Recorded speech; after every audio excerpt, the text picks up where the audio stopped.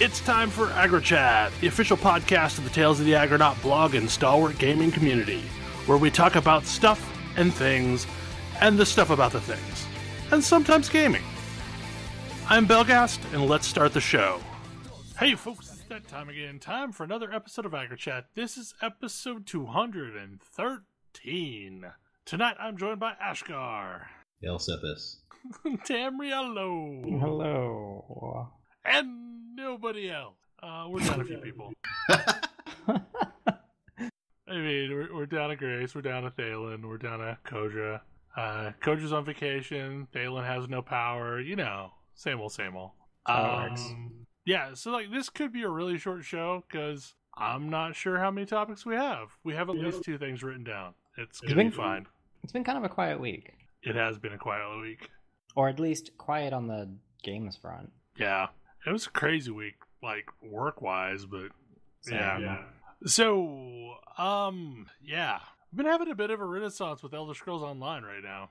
I am enjoying myself. I did some nonsense today. Also, you were driving the candy van and bringing people along with you. I mean, there's Blogus, so that's a thing. Yeah, so I guess I should, like, did I say anything about it yet last week? A bit. Yeah. Talk about it a bit. At this point in Blogus, we're up to like 50 blogs signed up, and we haven't even started the pre-week, so that's a thing. Elder Scrolls Online, though, I did some nonsense this afternoon, and I showed my devotion to the Night Mother by going to every single leveling zone and assassinating someone. It's been like an all-day endeavor. It's kind of been amazing to listen to. Because you're given this book called The Litany of Blood, and there's basically like almost like a quatrain about who you need to go kill, and it tells you a town, and it tells you some basic information, and then you have to go figure out who you're going to assassinate. And like the listener tells you that don't worry, you can't assassinate the wrong person. Because if you assassinate them, then they were supposed to die all along. But only one of them counts towards, this goal. So yeah, no, I went on a murder spree, and I only got seen in 2 of the towns. I am getting better at this stealth nonsense. Also, I really like the Blade of Woe. I find myself killing random strangers in towns just because I noticed that they're off by themselves. No. I'm kind of concerned about myself. As long as you're aware you have a problem. I mean, so they did put pattern on the people that die. So they've enabled me. Like, they've enabled my backstabby nature of now killing NPCs. Okay, by we figured out how to get you to do stealth. Exactly. Put crafting patterns. Put loot. random It's drops loot. on somebody. Yeah. Yeah, so that was entertaining. I really liked the Dark Brotherhood. I enjoyed the Thieves Guild quite a bit. I have finished the main story arc for Thieves Guild, and it was really fun. I still have a bunch of side missions to do, and I guess they unlock later than the main story does. Because each of the characters in the Thieves Guild has like a series of things that you need to help them resolve. And I know I have not done all of those yet because I don't have the achievements yet. Assassin's Guild, however, is going way slower as far as my progression. And I'm not really sure why. I don't think I have as many dailies to do for the Dark Brotherhood as I did for the Thieves Guild. Also, you might be distracted by murdering everybody in sight. I mean, that could be a thing. And really, like, you would think going on a murder spree and killing 15 random nobles would actually level you up with the Thieves or with the Assassin's Guild, but no, it doesn't. Like, I didn't get much movement at all for doing that achievement. But I did get a cool thing that lets me run around like I'm a skeleton. Also, I got the Executioner. Yeah, that's how you get it. Yeah, you're basically a skeleton wearing old school Oblivion era, I think, Dark Brotherhood armor that's all like tattered. You also get the Executioner achievement, or the Executioner title. I will say, as nonsense as that killing spree was, there was something that I noticed after I had found the third person that made all the rest of them way easier. Because, like, every single one of the characters has a thing in common. And once you understand what that is, it's mostly just running around the town until you find the person that fits that profile. That's pretty cool.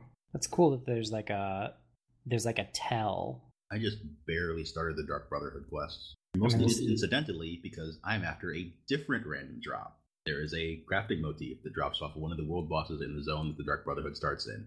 So that's been my goal. It seems like you can kill bosses in delves once a day, and that's another source of getting those drops. This one specifically requires a daily quest, so... Well, I'm just saying, one of the things that I had read for the Minotaur patterns was a specific boss that appears in a delve. About that. It is technically true, but that's a world boss, so good luck soloing it. Oh, crap. Oh, never mind. It just happens to be underground. Ah, okay. Yeah, because, like, I know I've been doing the delve right out in front of Hughesbane, or not Hughesbane, Abaz Landing in Hughesbane, and pretty much once a day I get a pattern off of it. I don't know. It feels like I've gotten a lot of random pattern drops, but there are a lot of things not necessarily connected. So I have big holes in my list of patterns I can make. Also, let's talk about the madness that Tam and I have engaged in, which is spreadsheeting out our crafting traits and patterns. I will point out that we were doing this when we were playing the game the first time. Oh, yeah. I know, I remember this, but, like, I don't know, like, it's way more thorough than it was last time, I think. There's a lot of motifs that went in this game. Yeah. Yeah. There's a lot of content that went in this game. Also that. It's actually been for me really cool because there's a lot of content that I can go and see that just wasn't there. That, like, we've kind of reached the point where it's like there's enough content that's not anything I know about that I can kind of get into it. I do think I'm going to have to mix things up significantly because originally I was trying to do everything in the order in which it came out. You should just go to Morrowind. And the problem there is the Thieves Guild and the Assassins or the Dark Brotherhood are not designed to be done that way. They're not complete content patches. I mean, like, there's a zone with a bunch of stuff to do in it, but it's not like Orsinium was, where you can just play through it from start to finish. Yeah, so I'm gonna have to ultimately go to Morrowind. The thing is, though, is I've found all these little things to keep myself busy. Like tonight, I was hanging out in Zone and ended up helping a bunch of people get some world bosses down because they were asking in public chat. And this led me to, like, add the first random stranger to my friends list from Elder Scrolls Online to date. Like, all the people I had on my friends list were either in my guild or people that I knew in some way. So yeah, I added a random stranger. That was kind of cool. I have to say I'm kind of impressed with the community as a whole, though, because I don't see a lot of the normal tropes of horrible MMO chat happening in this game. Maybe they're hiding somewhere? Maybe they are hiding somewhere. I don't know. But they are absolutely... I don't know. Like, it just does not feel as crazy as some of the other games I am more used to. I mean, there are a lot of cities. So that keeps any particular, like, zone from filling up with all of the players. Right. Which I really like. The game feels distributed. And as a result, it feels like it's a world. Yeah, and I think that's the biggest thing that impresses me is that, like, this is a huge world, and it brings back a level of friction that we haven't had in these games in a while. Despite instant travel.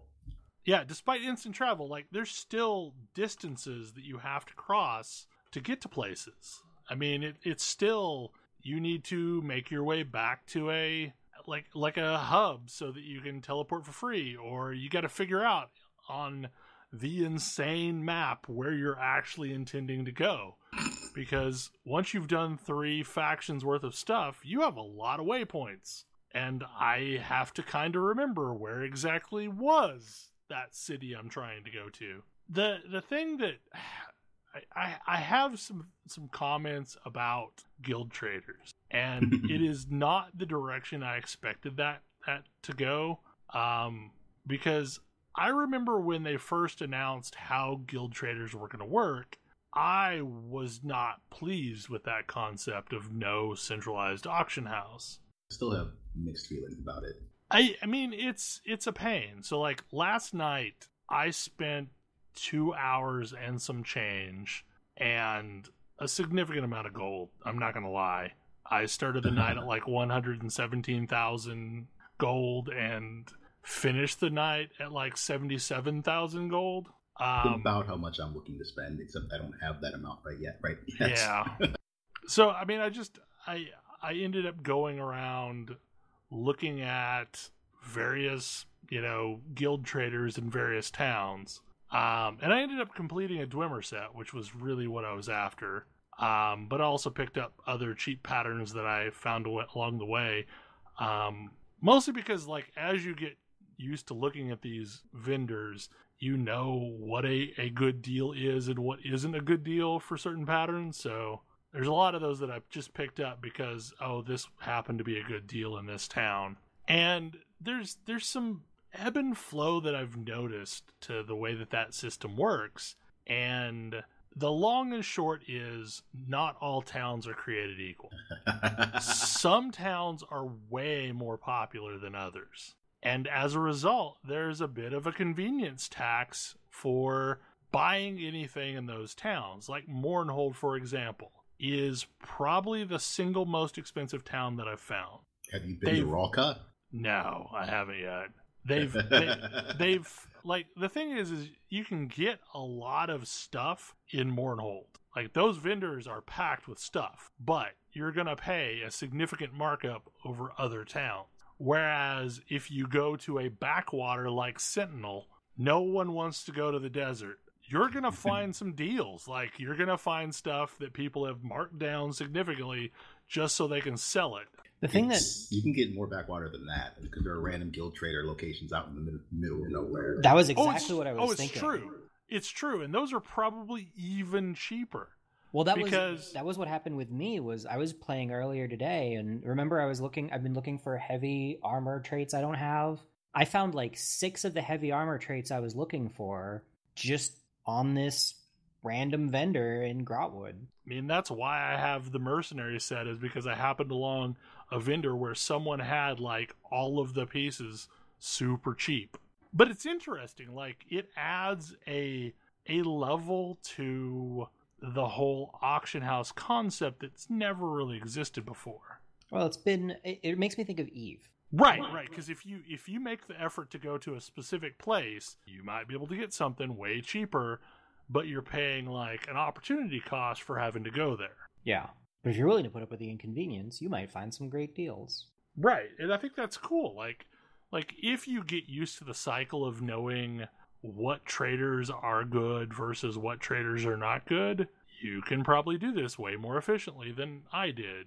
But the thing is like, what was weird about it is it took like 2.5 hours to pop around to get all the pieces I was wanting. But it wasn't time that I didn't enjoy myself. Like, I was getting out and seeing all these locations that maybe I hadn't been to in a really, really long time. And just remembering, like, what was the hub of this zone? Okay, let's go over there. Some towns are better built than others.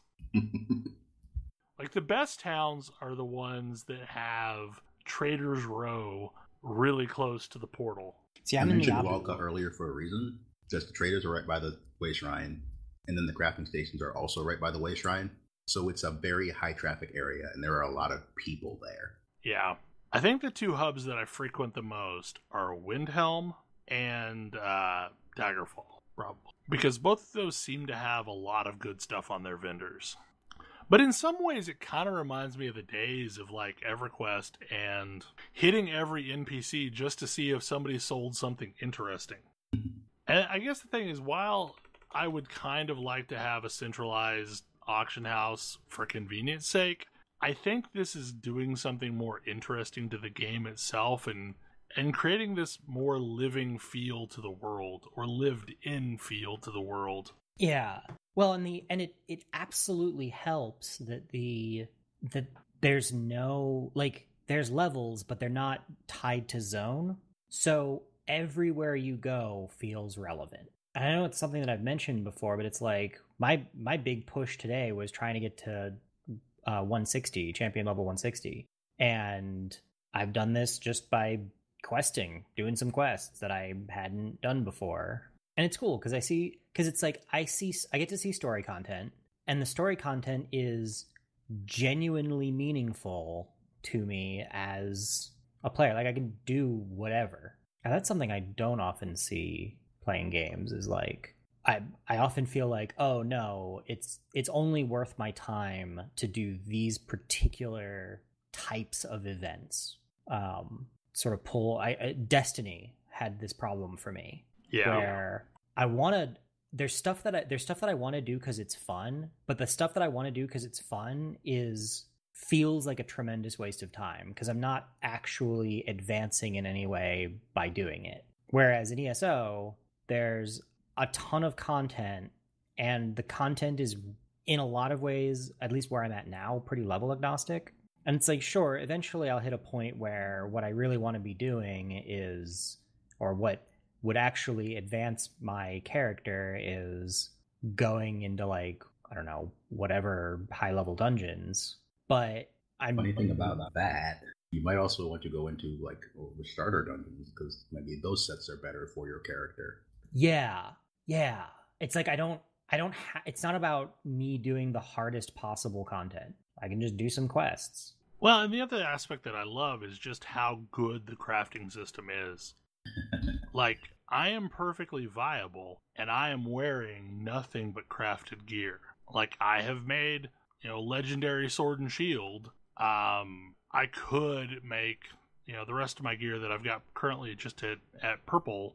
I could make it, orange as well if I really wanted to, but I'm not sure if that's really the direction I want to go. But I've been able to just build a pretty reasonable tanky build out of stuff that I crafted myself out in the world. And in creating a full set of gear, it burned through enough of my resources that now every single piece of loot that I pick up and I deconstruct is valuable to me because it's helping to refill the gap that building that one set of gear caused. So it was enough to make it feel like, oh yeah, it's now important for me to restock.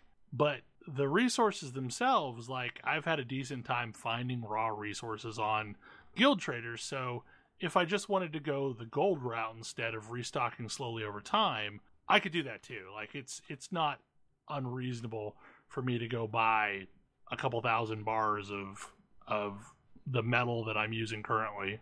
But the thing I find interesting is the fact that, like, almost every build out there is some blend of gear that came out of a dungeon and gear that was crafted by individuals. There's very few builds that I've seen where, like, everything that's on there is, like, something that came out of a raid. One I seem to be noticing is that a lot of people there are crafted sets, there are dungeon sets, there are trial sets, and then there are overland sets, which just drop in a particular zone, although more often off of delve bosses, world bosses, what have you. Right. And some of those are incredibly valuable. Yeah, because I've noticed there's, like, a couple sets that drop in the Anvil area pretty regularly. But again, I think it's awesome that you can pick up an item like that as a world drop, and if you have crafting, improve it up to, like, say you get a green item, improve it up to a purple item. Yeah, which I really like. If I get a thing that just happens to have exactly the stats that I want, and it's not the right, like, rarity, I can make it better. I don't know. I think the biggest thing for me is it's just really fun to run around and do stuff, and at the same time have that feeling that no matter what I'm doing, I'm making things better for the long run, for lack of a better term. Yeah, like, I'm making progress that feels meaningful, more or less, regardless of what I'm doing. And I also love the fact that, like, right now we have a pretty disparate level range, and I know that doesn't matter at all. Like, right now, the folks that are playing the most regularly are me and you and Ash and Void. And I know we can grab Void, who is, significantly lower level. He's probably not lower level than I am. Okay. I know how he plays games. Well, I know I made him 38 daggers. That's significantly higher level than all of my characters. Okay. So, last night, I made him a nice pair of Dark Elf style level 38 daggers with crit on them. But, anyway, the theory is still there. That you could take, 4 characters that are completely different ranges and go run a dungeon together. Yeah. Which we would probably need to figure out someone that would heal and someone would do something else, but still, you just go run a dungeon. You could run one of the daily pledges. Yep. And that daily pledge would offer useful things to everybody doing it. Yep. Whatever level they happen to be, which is really cool. I don't feel like I would be I don't know, we ran some random thing just because Ash hadn't done it, and it was super valuable for me. That wasn't even a real dungeon. Yeah, it wasn't even a real dungeon. It was just, hey, here's a thing that we did as a group, and it was great. The public dungeon. Yeah, it got me a bunch of crafting levels, and those crafting levels are really relevant to what I kind of want to do. Because, for me, the other thing that is really interesting to me is, so I want to play a Magicka class. I want to play a Magicka build with respectable melee output, because I don't want to use a staff. It's not trivial, but I can do it. And so I'm currently putting a bunch of work into my crafter character to get the skill points and the traits that I need, the missing stuff that I need to make the bits that will let me do this thing. Make the set that says that this is 5-piece bonus. Your weapon damage and spell power become the highest of either. Yeah. And in general, I don't even think that's necessarily good. If somebody were I'm optimizing my character, they would look at that and be like, what a waste. Funny thing about that set is the most important set for werewolves in the game right now. Do werewolves want medium armor? Yes, mostly. Well, that's good, because medium armor is what I can almost... I mean, that's not going to be true as soon as the next patch hits, but... Oh, well, opportunity missed. I mean, the interesting thing about it is that sort of build allows you to stretch otherwise, I don't know, single silo builds where I am primarily a stamina tank, but with those set pieces I could splash a little bit of Magicka for I have some abilities that don't have morphs for stamina.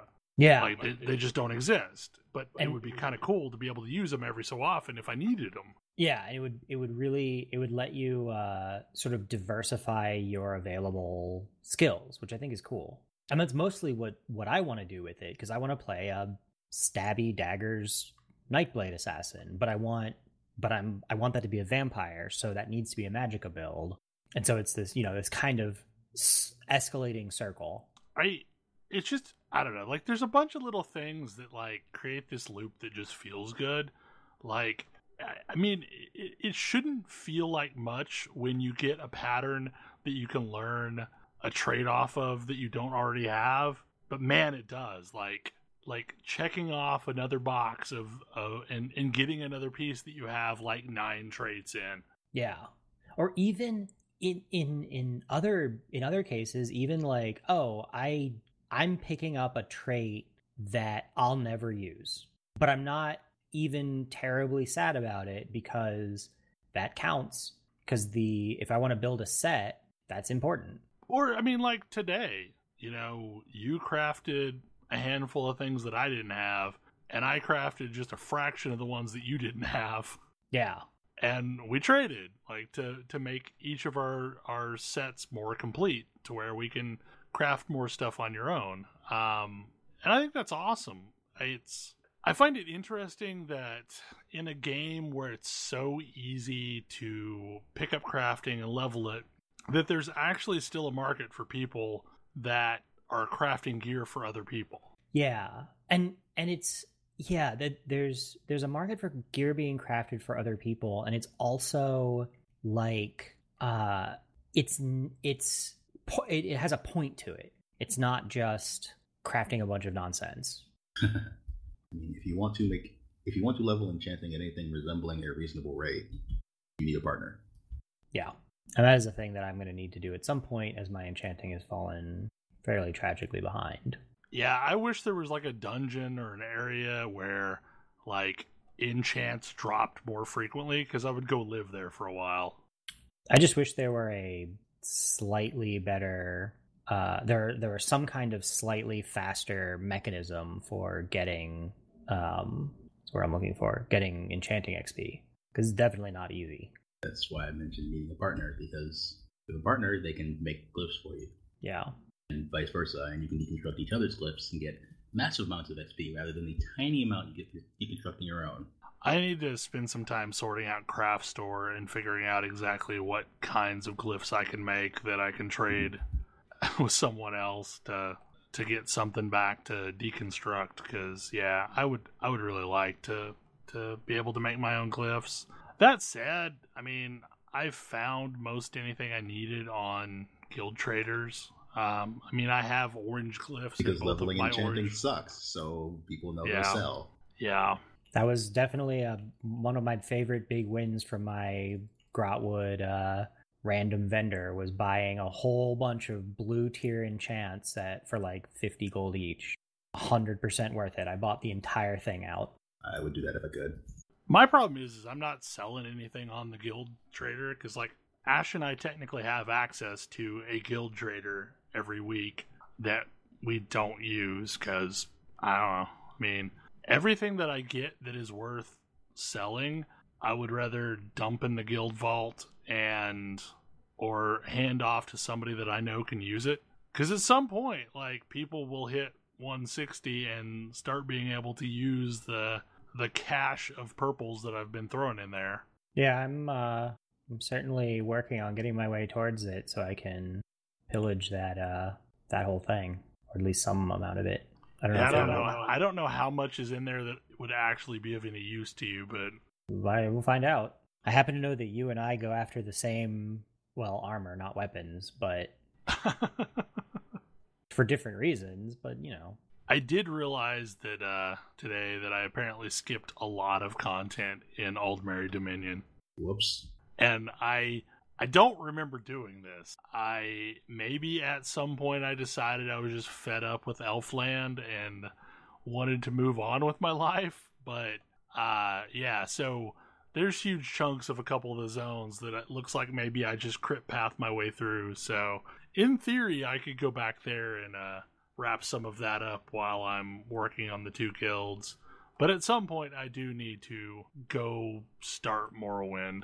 Yeah, my big thing right now is what I'm after is skill points and champion levels. And so whatever gets me those things, ideally both at once. I hear there are a bunch of sky shards out in normal zones. There's a bunch of sky shards out in normal zones, and as I crit path my way through, I'm mostly crit pathing. I'm doing some side stuff just if I'm interested or whatever. But I'm mostly crit pathing, and it's definitely... Do the main story? Yep. Yeah, that was good points. At some point, we could go to Cyrodiil and hunt sky shards.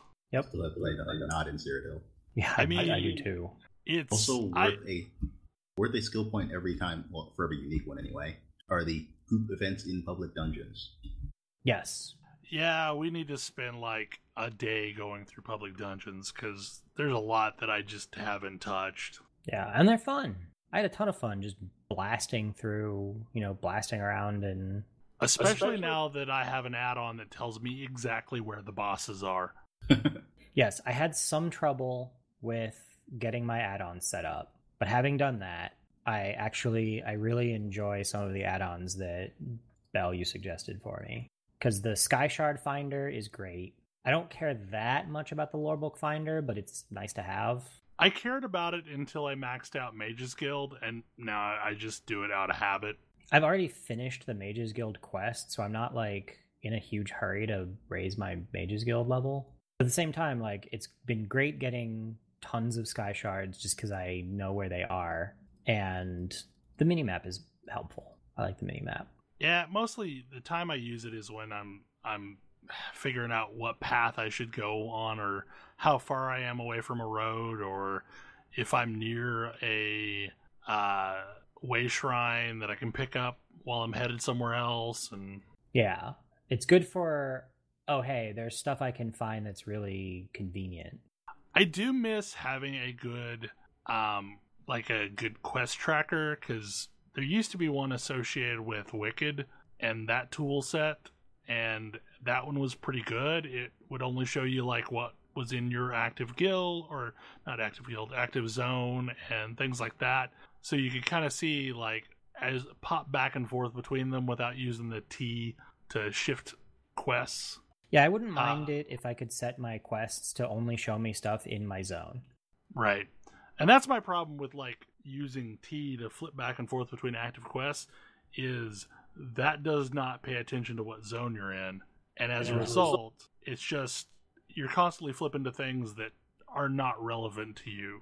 I do incidentally really enjoy the Thieves Guild content so far. It's weird how it's grown on me, especially since like anyone who has listened to more than a couple episodes has probably heard how much I don't like stealth in general, yet now I find myself using it all the friggin' time.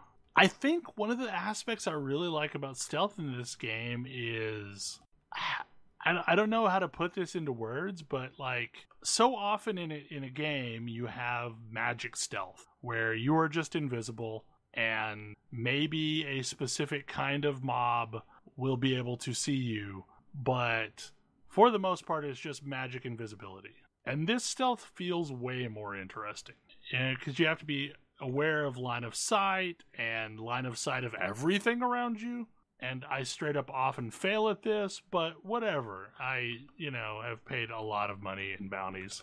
I mean, that's another thing. Let's talk about the penalty for failure. Gold. Gold is the penalty for failure. You get seen by a guard and have to pay some gold. Now, if you or kill people, wait outside of town. If you kill people, that amount could be very painful really fast. The highest that I've ever had mine up to was, I think, 6,500 gold. That would bankrupt me. Wow, yeah, that would bankrupt me a few times over, in fact. I mean, that one I mostly waited it out and then paid the remainder.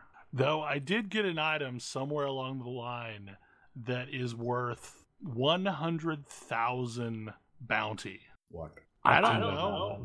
Like, I don't know how that happens. I mean, maybe over time, clemency is so good that you can just get out all the time. I mean, right now my clemency works once a day, and it only works for like 11 minutes or something like that. And then the next guard will stop you. So, I mean, to some extent, it's not that useful. Like, if you're just about to get to a Thieves Guild, then yeah, maybe it's a really useful thing. But it's not going to delay the inevitable for very long. It gives you, 1 minute of real world time? There's been a lot of times I've run, though. Oh, I've definitely run. What's so weird about it is, like, in Skyrim, I never pickpocketed anybody. I did kill plenty of people, but only because the Night Mother demanded it.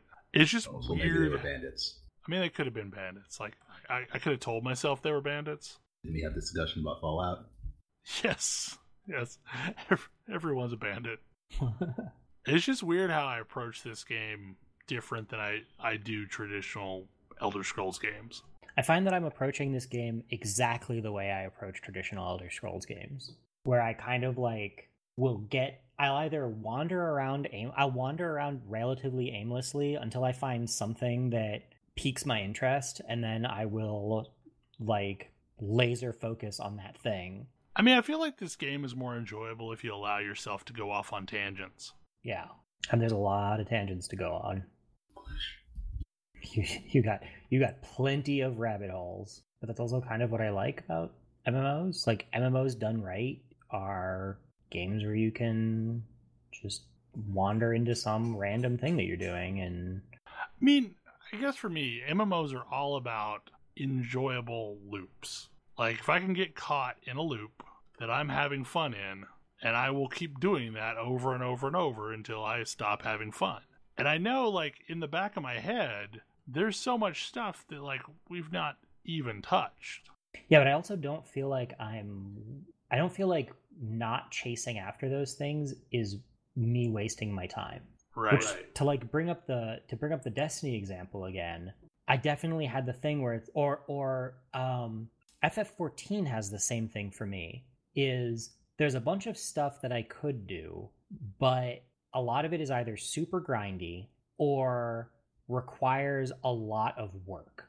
And those are the only things that are worth it for me to be doing. And everything else is like you could do it, but why? Whereas I'm doing random leveling zone quests that I never completed. And they're valuable to me. They're, clearing out my map is something that I do that gets me tangible benefits other than the satisfaction of having cleared out my map. I think one of the things that interests me the most about this game is how honestly casual friendly it is. You say that, but so in most senses, yes. Except for the part where the core gameplay loop is significantly more involved in most MMOs.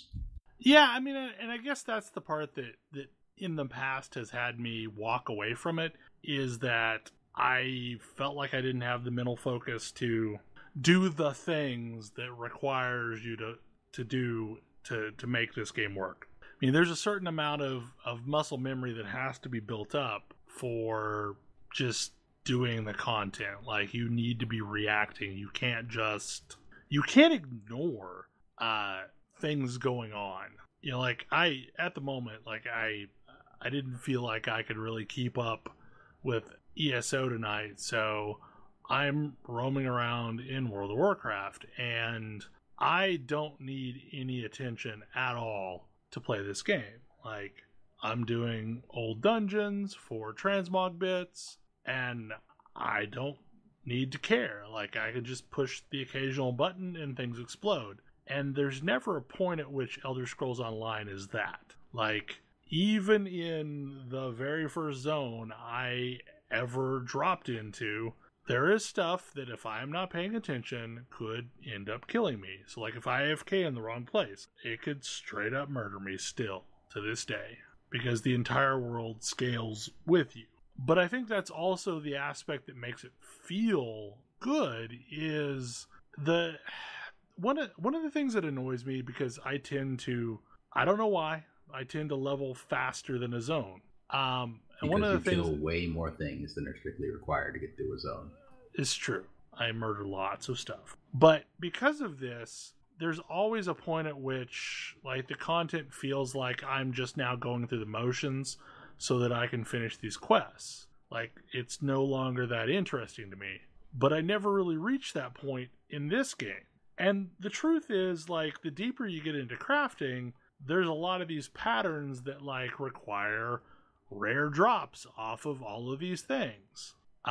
So, like, even me killing a random lion that I have killed a bajillion of at this point, it is worthwhile because I might get one of the lion fangs, which is used for Daggerfall Covenant crafting gear.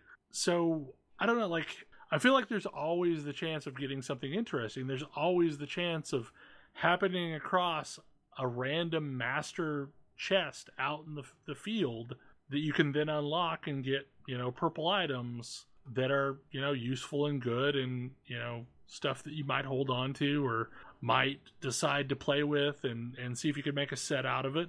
Or deconstruct for massive crafting points. Because you're always going to need those blue and purple items to power up other things that you find later. And I think it gets back to the topic from last week when we were talking about, guides and cheating and all of that. And a lot of it boiled down to whether or not the game was respecting our time. And it feels like this game respects the hell out of our time. Like, there is always something that's going on and something that you can do, but it never feels like the hoops that I am jumping through are useless hoops. Like, it feels like the things that are happening are decent and usable and things that might benefit me later. And if not this character, the next character. I mean, a lot of that for me. Well, and I guess the thing is like with a horizontal progression game like this, in theory, like once you've got a character geared, they're pretty okay for that build. I greatly appreciate them making that decision to lock the cap at a reasonable to get to level, and not like then CP 500. Right, and then give us lots of different sets every time they add new DLC in, so that you can keep doing interesting things or going back and remixing your build, or finding a new build. To some extent, like having looked at some of the theory crafting behind a lot of the builds, it feels a lot like the various builds you can do in Diablo 3, where, new items may filter into the game that suddenly make builds that you maybe wanted to try doable. Yeah, there's a lot of build experimentation there's a lot of space for build experimentation, it feels like. It's not like, despite all of the choices, there don't feel like there's a ton that are just like, this was a mistake and you're gonna suck. Well, and it's not just numbers getting bigger. It's gameplay is changing because of this set. I mean, granted, I say all this having done absolutely zero of the end game, but from this end, it looks really good. I'm amused that when the end game comes up, there's usually one of three things gets mentioned. One of them is the Maelstrom Arena, which is entirely solo. One of them is veteran dungeons, and the other is trials. I find it interesting that one of the things that people measure themselves against is entirely solo. Yeah, that is really interesting. But this game doesn't seem to fall into the problem that like Champions had, where everybody just makes ridiculous solo builds and there's no group play. I think part of it too is that like there's a lot of abilities that players have that just make interesting interactions whenever you play them with other abilities. The problem is like we'll sit down and say, oh, we need to do public dungeons, or we need to run, the actual dungeons. And then we have afternoons like today when Tam and I were online the entire afternoon, but we were both happily down completely different rabbit holes. That's true. And at the same time, we were helping, Lyle get started in his journey into the game. So we were fielding the occasional question there too. I don't know if I have a lot more to say, but yeah, I am definitely impressed with the state of the game today and where it's gone, while I maybe haven't been paying as much attention as I should have. Also, I am super looking forward to Wolf Hunter for single line respecs. Because there's a few morphs that I'm absolutely going to change to something that makes more sense right now. And quite honestly, like, I wouldn't want to do a full respec, even though the cost caps out at around 3,500 gold or something like that. Way less than I expected. Because, like, honestly, like, if I were going to respec everything, I wouldn't have a clue what I was spec'd into right now. I'd have to take some screenshots. Yeah, I would absolutely have to take screenshots.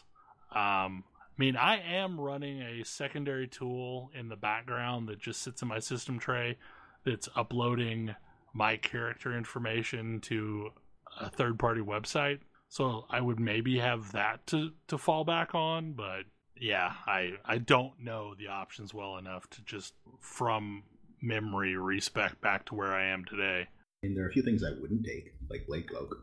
There's a lot of things I wouldn't take that I've never actually used. I mean, I've not touched any of the Undaunted things, even though I bought one of them. You buy the taunt? I don't remember which one I bought, but I have a good taunt, that's Sword and Shield line. Yeah, that's kind of the best taunt. Right, so, I mean, it's not just that it's a taunt, but it does a lot of other cool things, too. It fractures the target, and it also gives you a shield, or I don't know if it's technically a shield, but like you take less damage. It's definitely a super interesting game. So I think the only other topic we had on the show tonight was some Age of Sigmar discussion. Inspired by some of the earlier discussion, I decided to pick up one of the Start Collecting boxes. The Start Collecting box I decided to pick up was the Beastclaw Raiders, because they had the fewest number of models. That's only partly a lie. It's a bunch of big ogre dudes riding mammoth-looking things, and they're pretty cool. I've put those together. I'm looking forward to at some point playing with them. But in the meantime, I know that Tam actually has gotten a game in. Yeah, it was really interesting. It's been really interesting to see. Like, I'm not gonna go down the I'm impressed at Games Workshop making games that are actually fun to play and so on rabbit hole again, but it's really interesting to see how the fantasy game, it feels different from 40K, and I find that I really like it. It doesn't have the same.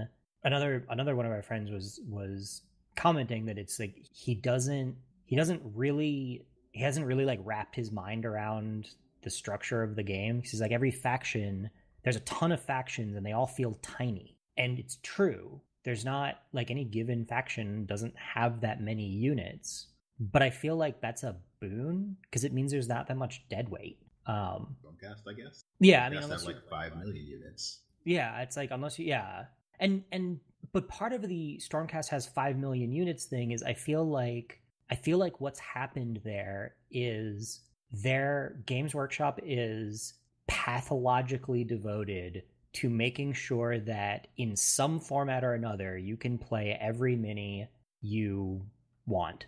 Like every mini you own, you can play in some form, and they'll do their absolute best to never retire units. Even if they stop selling them, they'll make sure there's at least some rules for you to play them alongside the new stuff. I remember back in the day that used to always be through like the Black Library publications. I forget the name of that magazine that was like a little digest-sized magazine, but a lot of times they would throw together some quick rules just so you can keep playing whatever unit you cared about. Yeah, and they do a okay-ish job, more or less. Certainly better than a lot of other minis games I've seen. But it means that like every so often they have real bad missteps.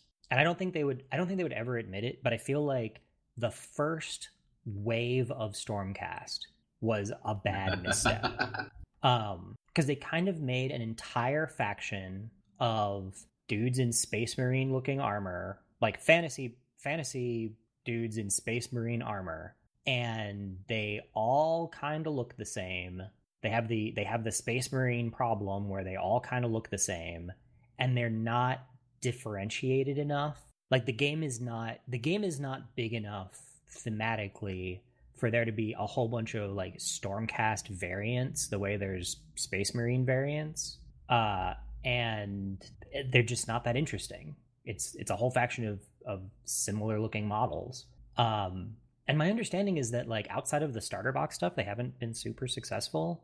And you can kind of see this play out by basically every order faction has some transparent incentivization to get you to buy some Stormcast models to play with your thing. They have like, oh, check out this cool list that is a combination of your faction and some Stormcast. We packaged up some of the old some old out of print models in Cities of the Mortal Realms boxes with some Stormcast. Please buy some Stormcast. But with the second edition Soul Wars thing, they seem to be taking a different tack, which I think is good.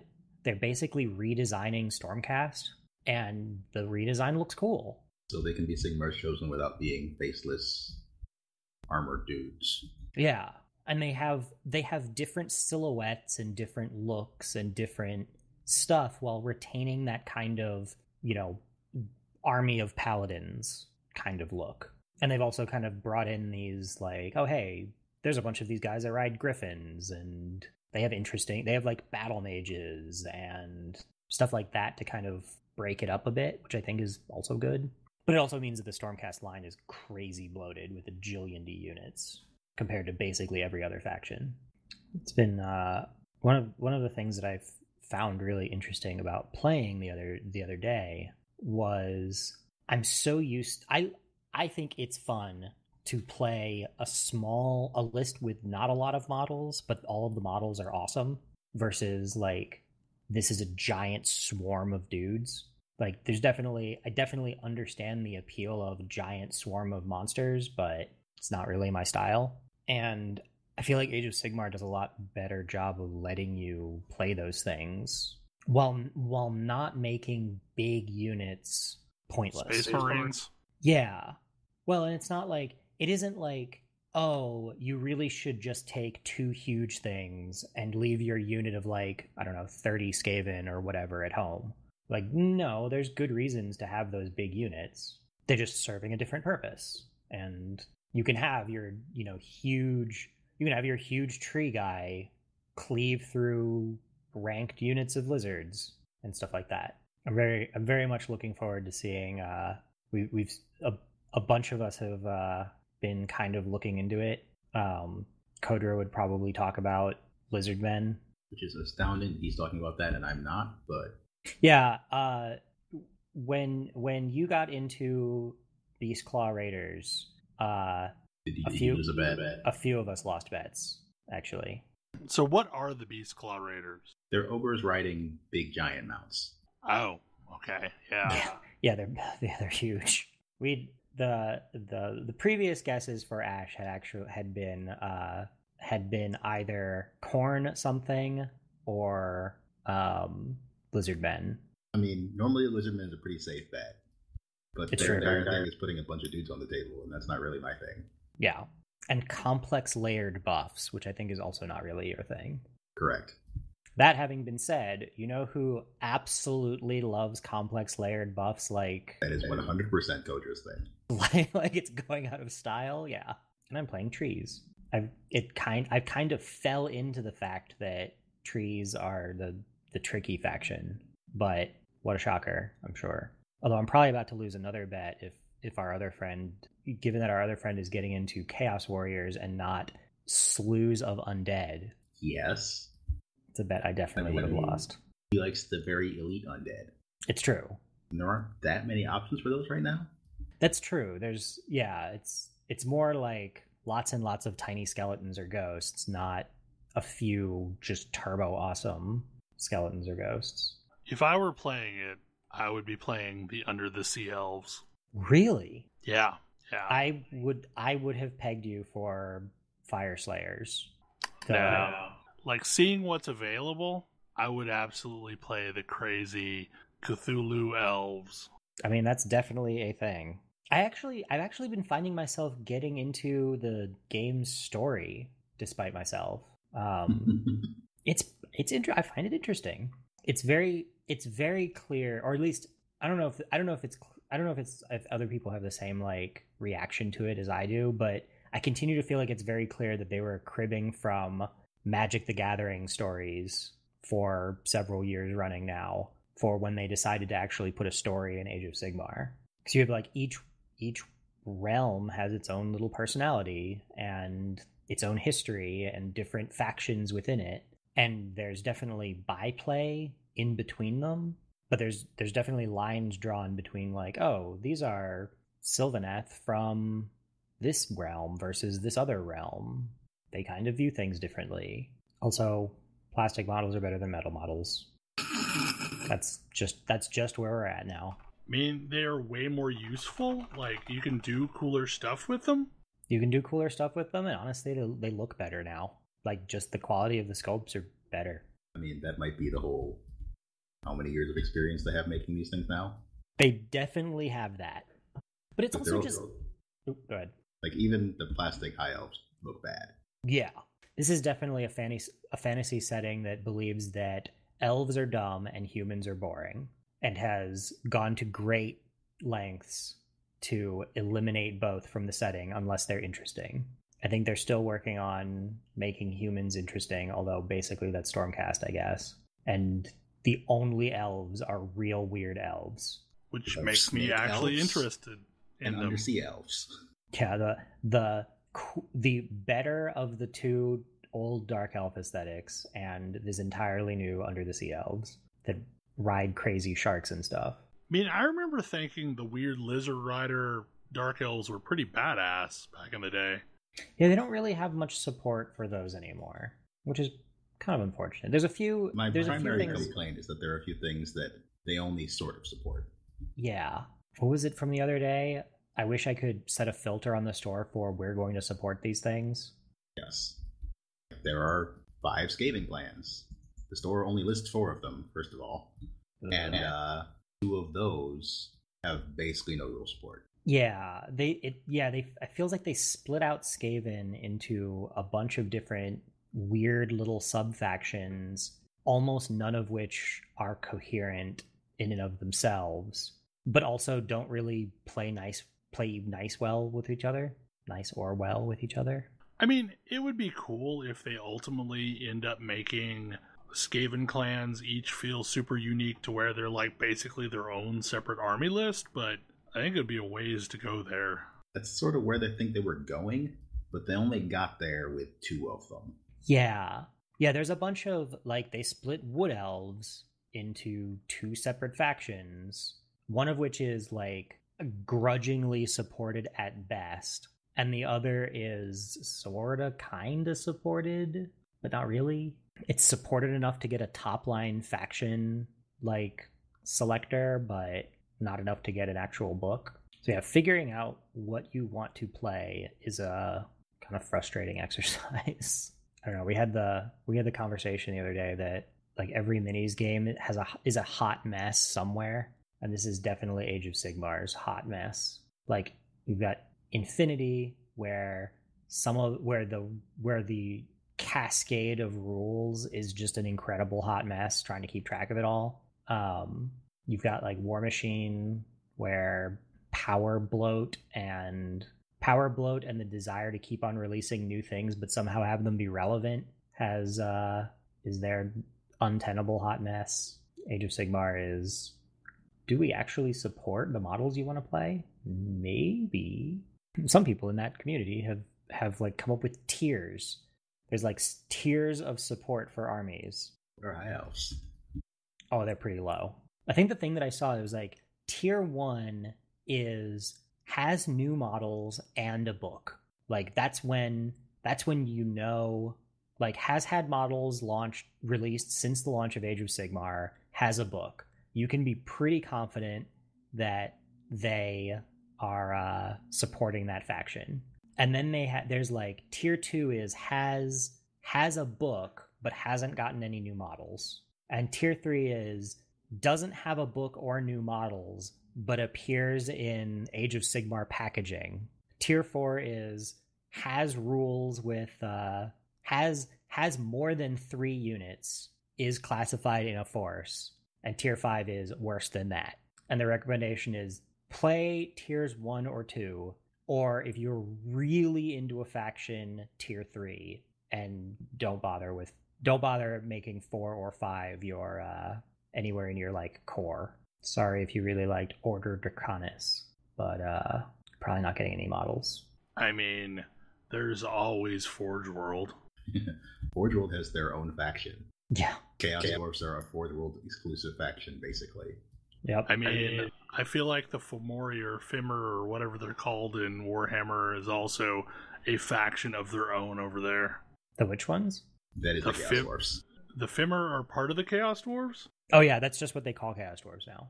No. They've also got the Fimmer, which are like the weird centaur-looking things? No. These date back to Warhammer Fantasy Roleplay. Oh yeah. I forget what it's Fimir, I think. Oh, Fimirac. Yeah, they call them. Yeah. I know what you mean. Yeah, but there's a whole army list up there for those too. But those never really existed in Warhammer Fantasy Battle. They were just a Warhammer Fantasy RP thing. Yeah, I'm not sure I would call that supported. Looking at Forge World here, they have like weird, incredibly creepy, like Nurgle deep cuts. If you wanted to play Nurgle ogres for some reason, that seems to be one of the things they support. And then they have the Legion of Asgore, which is Chaos Dwarves and crazy centaurs, which admittedly, and they even released a book for it. So like that puts them at better supported than some of the mainline factions. But I guess despite all of my griping about how like all of these things don't actually have faction support, I cracked open an old box that I happen to have lying around, and it was enough to almost put together an interesting force of like, you know, irregulars basically. But I don't know. Looking forward to playing some more games. I'm looking forward to seeing Ash go on a Tromple rampage. We'll see how well that works. Anyway, I sense that is the we're wrapping things up sound. Hopefully next week we will be together for the Game of the Month show, which is Tacoma, and we will be talking about that. And in the meantime, hopefully enjoy the show, and we will see you again next week. Good night. See you. Good night.